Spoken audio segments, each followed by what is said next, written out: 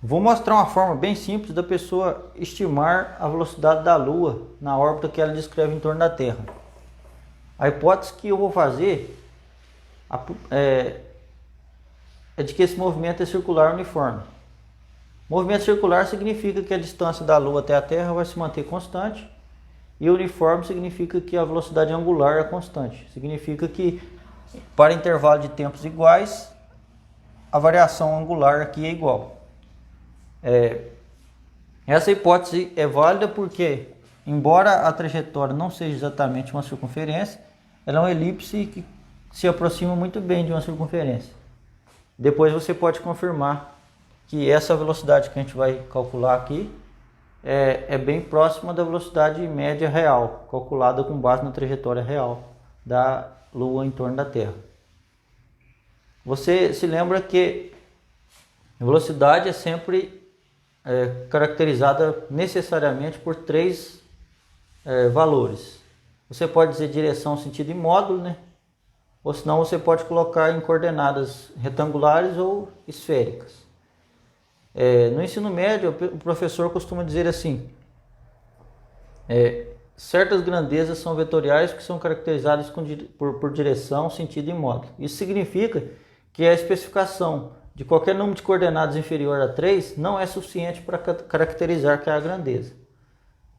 Vamos lembrar, por exemplo, só para quem ainda tem dúvida nisso, que certas grandezas são escalares, elas são completamente caracterizadas por um valor, como por exemplo massa e temperatura. Você diz, por exemplo, 100 Kelvin, você não tem necessidade de falar mais nada.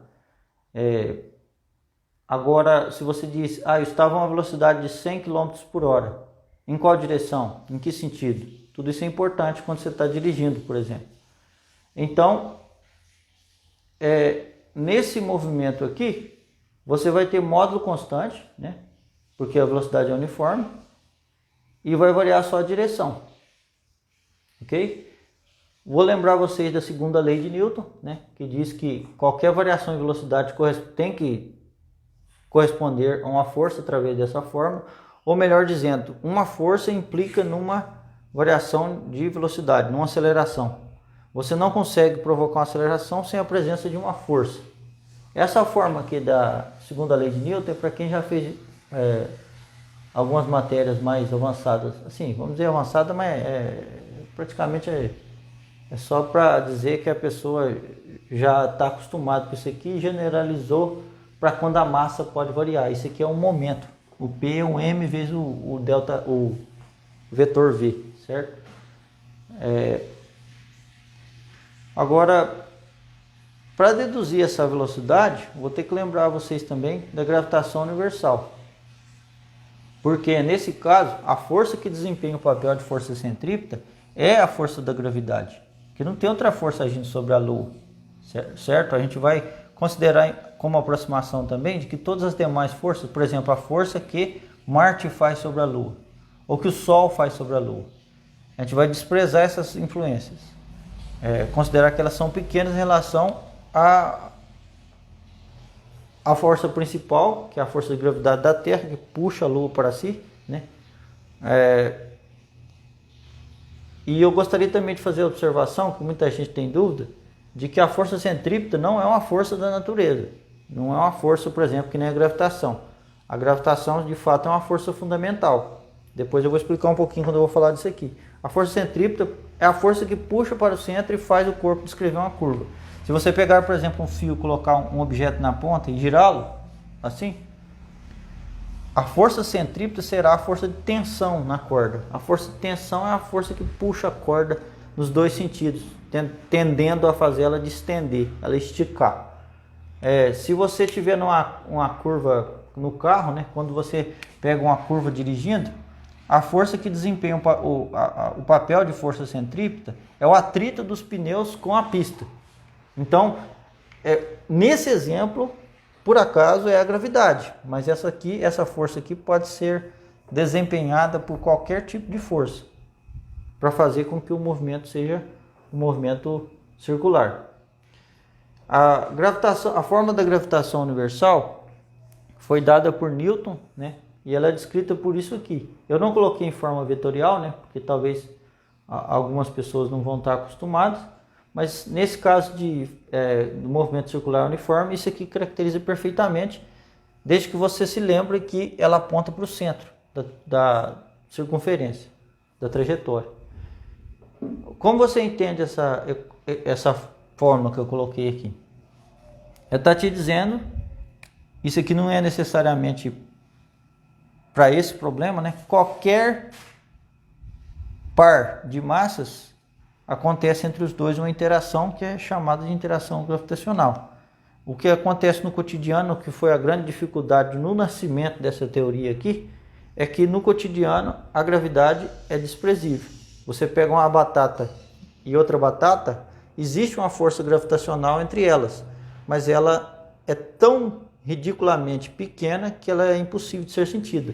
Já, por exemplo, a força elétrica, que é o que acontece com a eletricidade estática, é muito maior do que essa força. Agora, quando você está falando de corpos celestes, a massa da Terra é tão grande, a massa da Terra é dessa ordem aqui, ó, é 6 vezes 10 potência 21 toneladas, ou 6 vezes 10 potência 24 kg. Aí você passa a poder medir os efeitos da gravidade. Essa fórmula aqui depois eu posso fazer um vídeo para ensinar você a deduzir ela. A força centrípeta tem de ser igual à massa do corpo descrevendo a curva, vezes v ao quadrado, vezes o raio de curvatura. Nesse caso aqui, o raio é constante, né, que é igual à distância da Terra até a Lua. Como nesse caso a força da gravidade é a força que desempenha a força centrípeta, você iguala essas duas coisas, simplifica aqui sobra só uma distância, porque você simplifica com essa do lado de cá. Lembrando da turma aí que está estudando, que às vezes ainda tem dúvida ainda, quando você vai simplificar em regra, como fala, na igualdade entre duas frações, você só pode simplificar assim, ó, na horizontal. Você pode multiplicar em cruz, certo? Mas a simplificação você só tem direito de fazer na horizontal. Aí, ou em cima com em cima, ou embaixo com embaixo. Aí você vai perceber aqui que a massa da Lua é desnecessária. Se você tivesse uma Lua 2 vezes mais gorda, a velocidade que ela descreveria em torno da Terra seria a mesma, certo? É claro que os efeitos da Lua sobre a Terra seriam maiores, certo? Mas o que a gente está calculando aqui é a velocidade. Então, como ela aparece do lado direito dessa igualdade e do lado esquerdo, ela se cancela. Aí você pegaria a fórmula da velocidade e vai substituir pelos valores numéricos. Eu fiz essa aproximação aqui só para deixar o cálculo fácil, para não entediar quem está assistindo. Depois você consultar o valor de G, que é a constante da gravitação, dá aproximadamente isso aqui, ó. 40 dividido por 6 dá 20 dividido por 3, que dá 6,66666. Na verdade, eles colocam 6,67 em unidades do SI. Vezes 10 potência 11, né? Claro. E a distância da Terra com a Lua é aproximadamente 400 mil quilômetros, que em metros dá isso aqui. Aí você coloca lá na fórmula, muito fácil.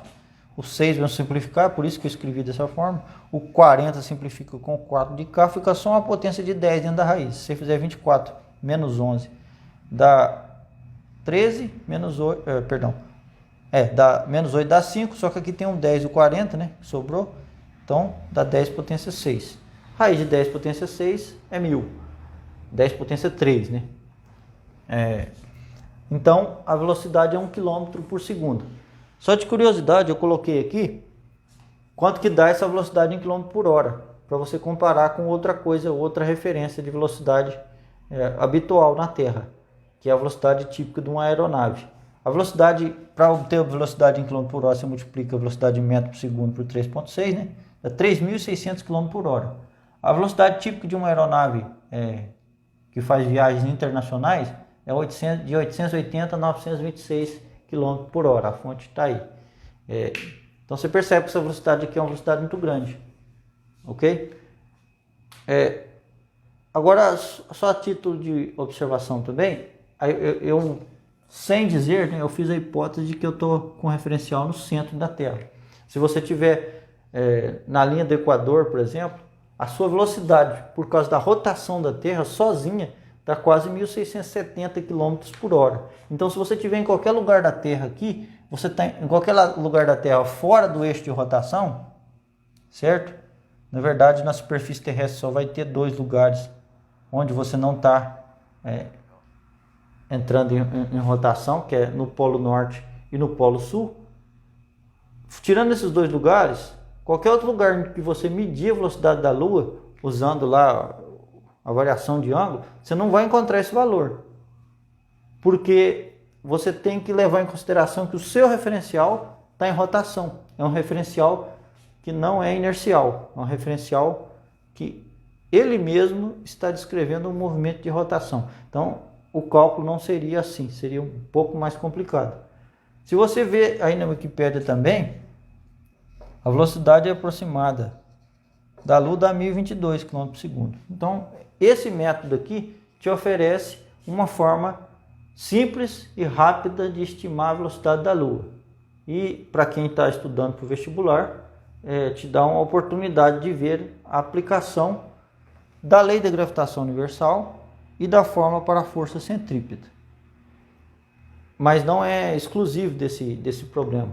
Qualquer problema que você tiver que for movimento circular uniforme e as pessoas pedirem para que você calcule a velocidade em função das outras grandezas, você vai usar algo parecido com isso aqui. Você pegar, por exemplo, o problema lá do objeto na ponta e você girando ele. Se eu te disser que a força dá 10 newtons e pedir para você calcular a velocidade, é só você pôr 10 newtons aqui no lugar onde está essa trambolho aqui. Aí você isola o V aqui e é bem parecido o cálculo. Se você tiver interesse em estudar mais a fundo esse assunto aqui de mecânica celeste, no ensino médio já é cobrado que você saiba as leis de Kepler. Na verdade, historicamente, as leis de Kepler foram descobertas a partir dos estudos de Kepler, um alemão, que é um estudioso de mecânica celeste, astronomia. Ele estudou com um rapaz que fez muitas medidas, né? Eu esqueci a nacionalidade dele. Kepler trabalhou para esse cara e ajudou ele a terminar a coleta de dados. Kepler deduziu as leis deles antes de saber essa lei aqui. Então foi a dedução que a gente chama de empírica, que é a partir da experiência você generaliza, mas você não sabe o fundamento. Newton, no livro dele, o pessoal se refere como Principia Philosophiae Naturalis, alguma coisa assim. Ele provou matematicamente que era possível você sair dessa lei da gravitação universal e chegar às leis de Kepler. Então, as leis de Kepler são uma consequência matemática da gravitação universal. Esse assunto aqui é muito amplo e interessantíssimo.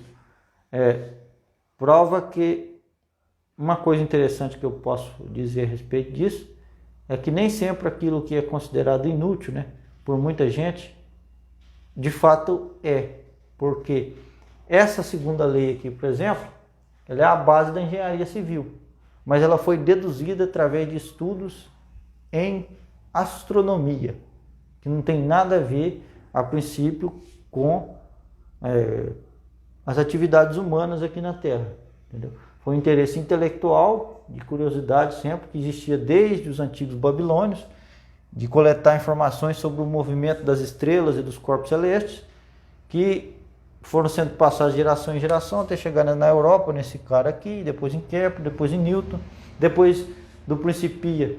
Isso deu a base para que a física pudesse ser aplicada a inúmeros outros campos, de maneira consistente e com capacidade preditiva. Capacidade preditiva é o poder que uma teoria pode ter, né, se ela estiver certa, de ser nascida no contexto e ser aplicada em outros contextos. É o poder de generalidade que ela tem. Muito obrigado por ter assistido. Esse foi o meu primeiro vídeo em física. Espero que tenham gostado. Se você está gostando do meu trabalho e tem o desejo de me dar suporte financeiro, voluntário e sem compromisso, você pode entrar e sair a hora que quiser. Você pode acessar esse site aqui, ó. O site se chama Patreon patreon.com. Para você ser um membro do conteúdo que eu estou produzindo, você pode digitar patreon.com/octopitraining, desse jeitinho que está escrito aqui. Ou você pode me mandar no PayPal a sua contribuição, o mesmo valor, o valor que você quiser, para octopitraining@gmail.com. Ou se você quiser, pode me pedir um QR Code. Eu coloquei um link aí na página do Octopi Training no Facebook para você clicar, aceitar o IR. Se você é correntista do Banco do Brasil, você paga por transferência o valor que você desejar. Se não, você paga por boleto.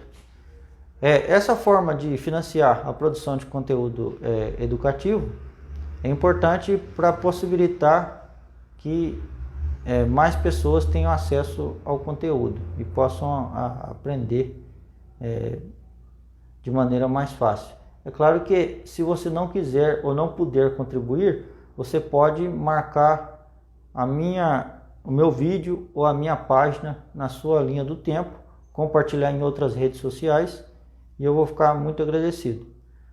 Agora, as aulas particulares, se você precisar, eu posso te dar uma atenção específica para você.